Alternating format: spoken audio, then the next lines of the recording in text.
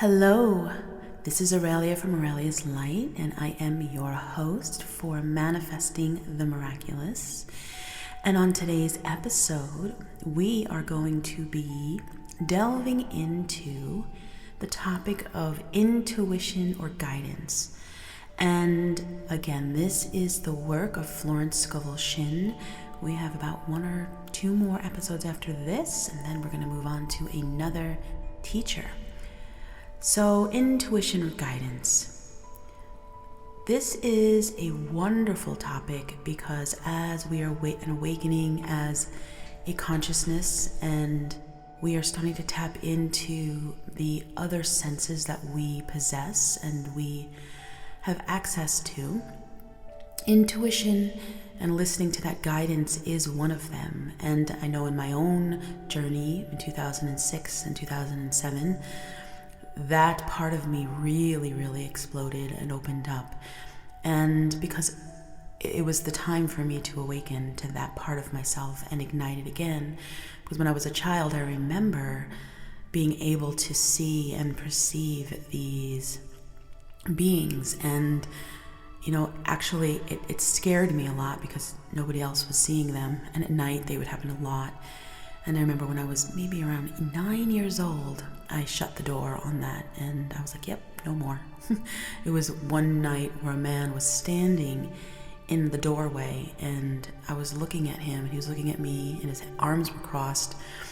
And it was the doorway between my siblings, my sister's room and my room, and I was looking at him and he was staring at me and he knew I could see him and nobody else said anything. And yeah, that was it. I shut the door until 2006, 7-ish, when, the door had to open. So, moving on to this chapter of the game of life and how to play it. Intuition or guidance. In all thy ways acknowledge him, and he shall direct thy paths. There's nothing too great of accomplishment for the man who knows the power of his word and who follows his intuitive leads. By the word, he starts in action unseen forces and can rebuild his body or remold his affairs. It is therefore of the utmost importance to choose the words correctly, and the student carefully selects the affirmation he wishes to catapult into the invisible. He knows that God is his supply, and there is a supply for every demand, and that his spoken word releases this supply. Ask, and ye shall receive, but man must make the first move. Draw nigh to God, and he will draw nigh to you. I have often been asked just how to make a demonstration.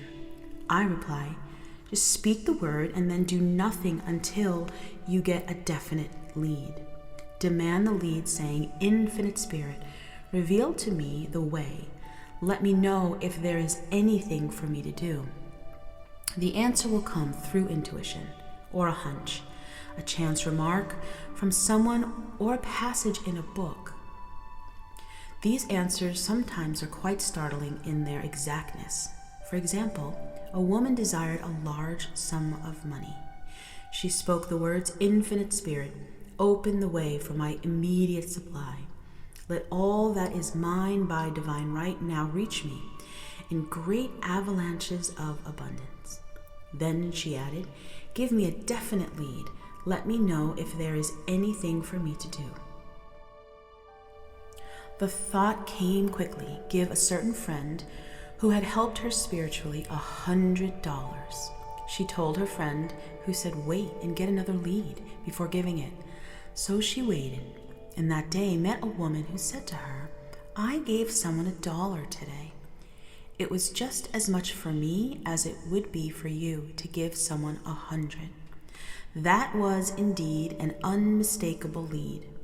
So she knew she was right in giving the $100. It was a gift which provided a great investment for her.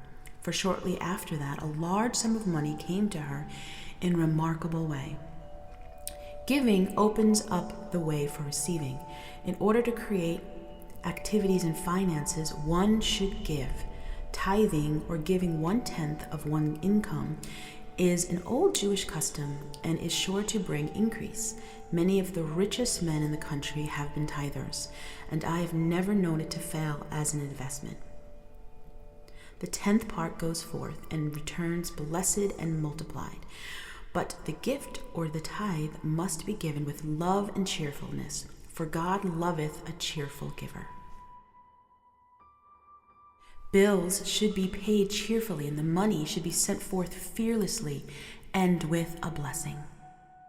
This attitude of mine makes man master of his money, and it is his to obey, and his spoken word then opens vast reservoirs of wealth. Man himself limits his supply by limiting his vision. Sometimes the student has a great realization of wealth but is afraid to act. The vision and action must go hand in hand, as in the case of the man who bought the fur-lined overcoat. A woman came to me asking me to speak the word for a position. So I demanded, Infinite Spirit, open the way for this woman's right position.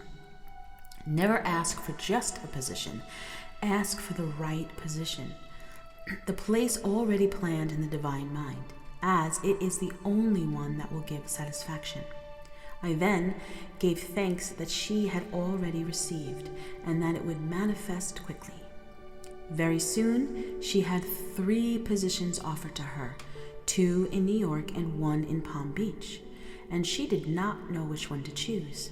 I said to her, ask for a definite lead.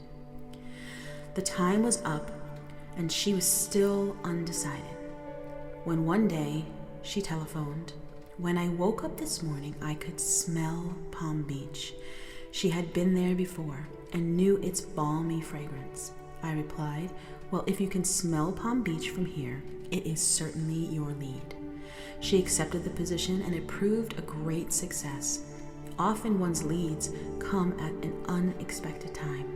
One day, I was walking down the street when I suddenly felt a strong urge to go to a certain bakery a block or 2 away. The reasoning mind resisted, arguing, there's nothing there that you want. However, I had learned not to reason.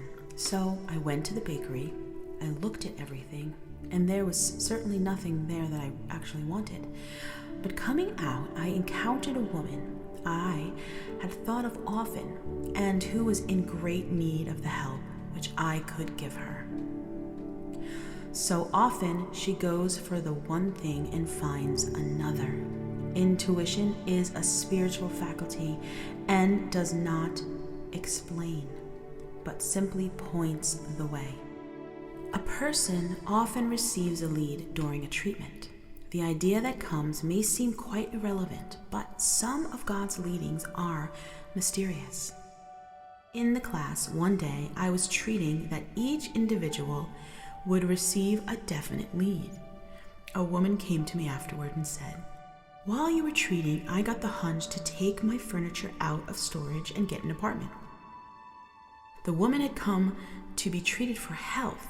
I told her I knew in getting a home of her own, her health would improve. And I added, I believe your trouble, which is congestion, has come up from having things stored away. Congestion of things causes congestion in the body. You have violated the law of use, and your body is paying the penalty. So I gave thanks that divine order was established in her mind, body, and affairs. People little dream of how their affairs react on the body. There is a mental correspondence for every disease. A person might receive instantaneous healing through the realization of his body being a perfect idea in the mind of God, and therefore whole and perfect. But if he continues his destructive thinking, hoarding, hating, fearing, and condemning, the disease will just return. Jesus knew that all sickness came from sin, but admonished the leper for after the healing to go and sin no more, lest a worse thing come upon him. So, a man's soul or subconscious mind must be washed whiter than snow for permanent healing, and the metaphysician is always delving deep for the correspondence. Jesus said, "Condemn not, lest ye also be condemned. Judge not, lest ye be judged." Many people have attracted disease and unhappiness through the condemnation of others. What man condemns in others, he attracts to himself. For example, a friend came to me in anger and distress because her husband had deserted her for another woman. She condemned the other woman and said continuously, she knew he was a married man and had no right to accept his attentions. I replied, "Stop condemning the woman, bless her, and be through with the situation. Otherwise, you are attracting the same thing to yourself." She was deaf to my words, and a year later, she became deeply interested in a married man herself. Man picks up a live wire whenever he criticizes or condemns, and may expect a shock.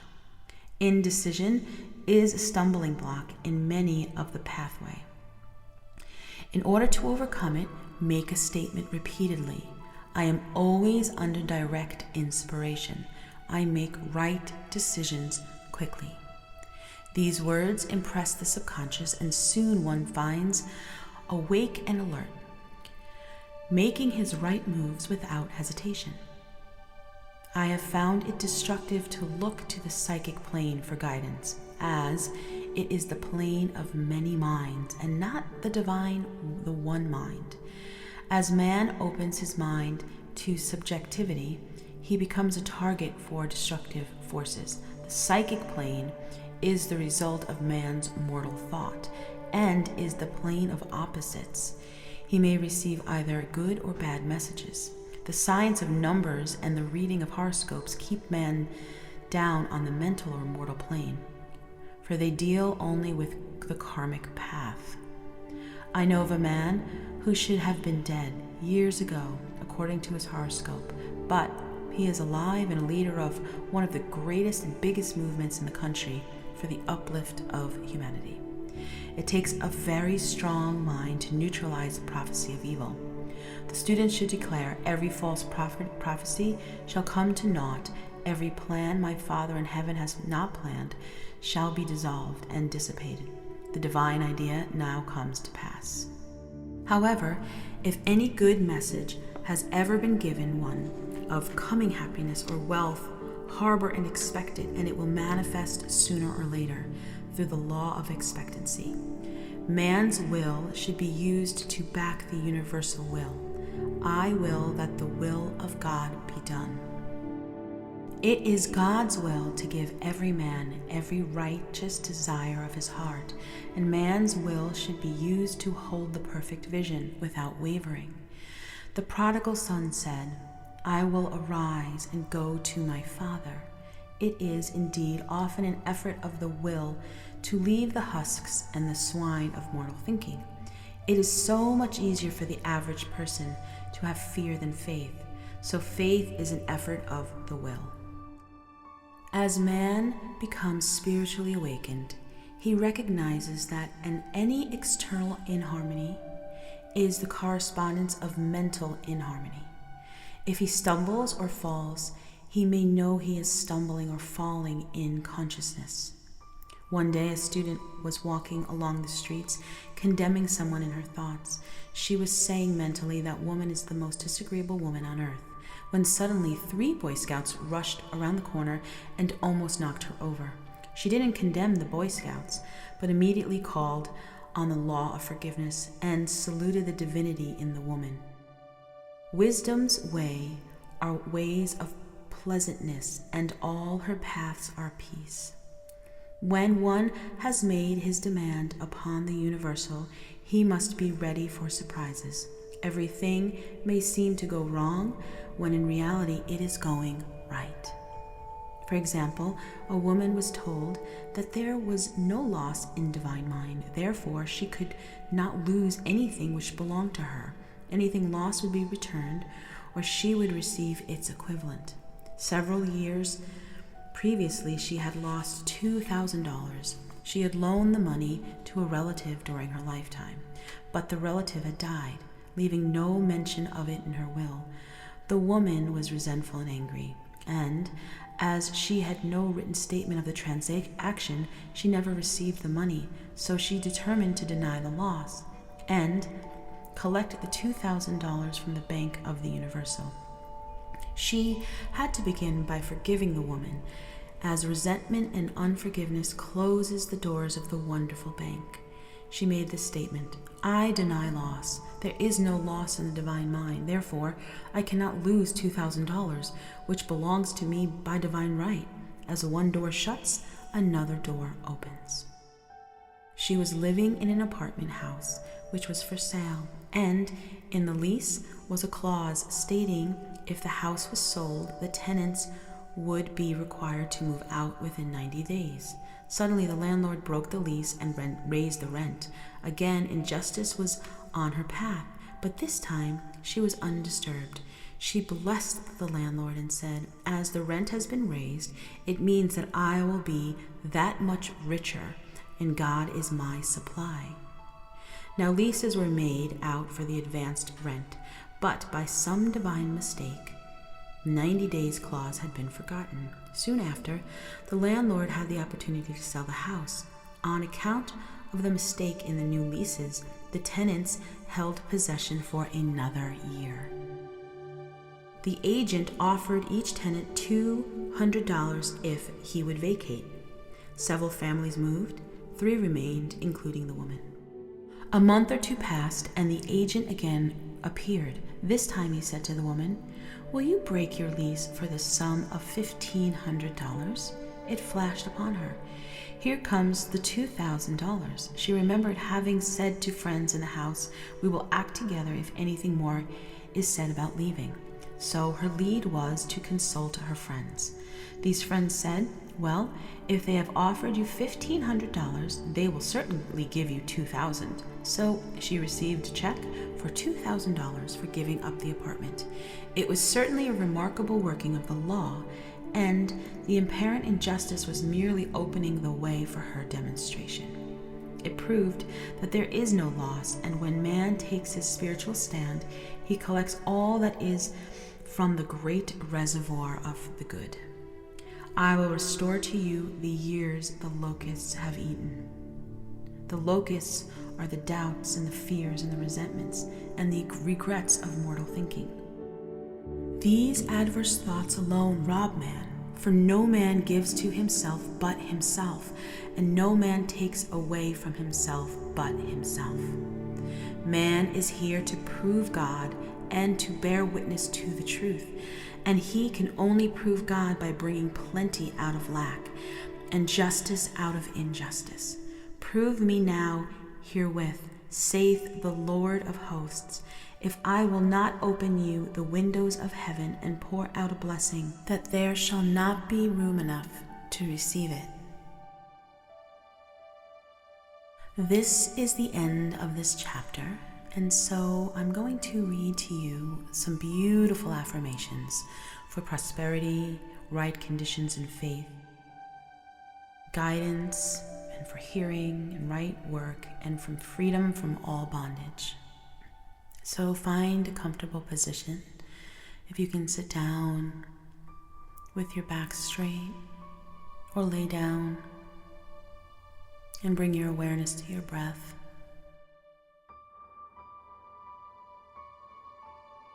Breathing in, breathing out, and relaxing yourself so that you can receive these beautiful affirmations.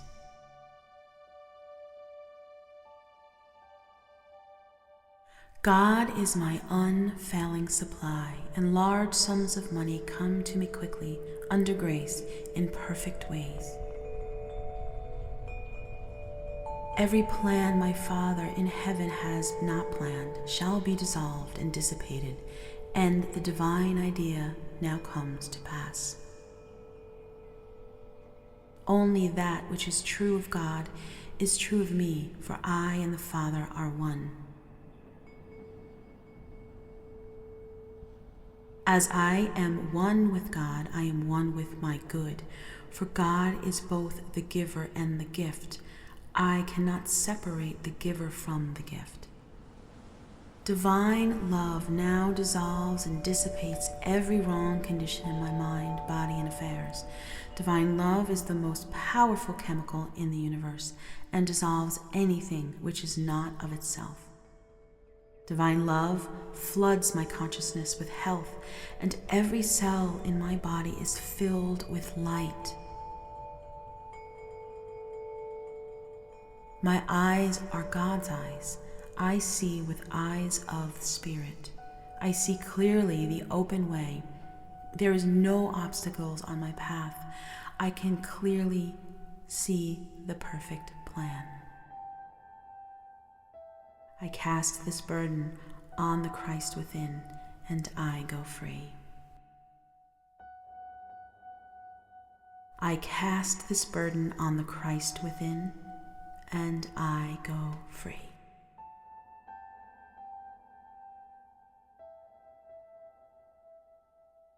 I cast this burden on the Christ within, and I go free.